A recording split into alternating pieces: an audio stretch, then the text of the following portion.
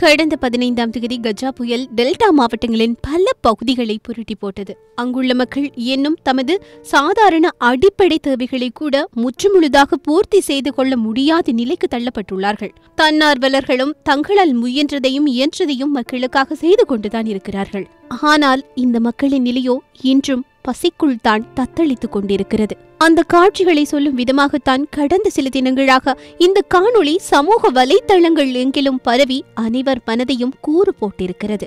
ஊருக்கே சோறு போட்டவன் ஒரு வேளை சோற்றுக்காக ஒரு வாகனத்தின் பின்னால் ஓடிச் செல்லும் இந்த காட்சி, பார்க்கின்றவர் மனதையே அறுத்தறியும் இந்த காட்சியை நாம் ஏன் மறந்து போனோம் என்றொரு கேள்வி இந்த புள்ளியில் எழுகிறது. திரைப்பட காட்சிகளை காண்பதற்காக திரையரங்குகளை நிறைத்திருக்கின்றோம், திரையரங்குகளில் வெடி கொளுத்தி இருக்கின்றோம், சந்தோஷத்தை கொண்டாடி இருக்கின்றோம். ஆனால் அங்கே நமக்காக சோறு போட்டவர்கள் ஒருவேளை சோற்றுக்காக கையேந்தி நிற்கும் காட்சிகளை ஏன் மறந்து போனோம், அதை ஏன் பார்க்க தவறினோம் என்றொரு கேள்வி அடி மனதை ஆழமாக கீறி பிராண்டுகிறது. அனைவரும் சேர்ந்தால்தான் அவர்களை மீட்டெடுக்க முடியும். ஒன்றாக சேர்ந்து கரம் கொடுப்போம், டெல்டா மக்களை மீட்டெடுப்போம்.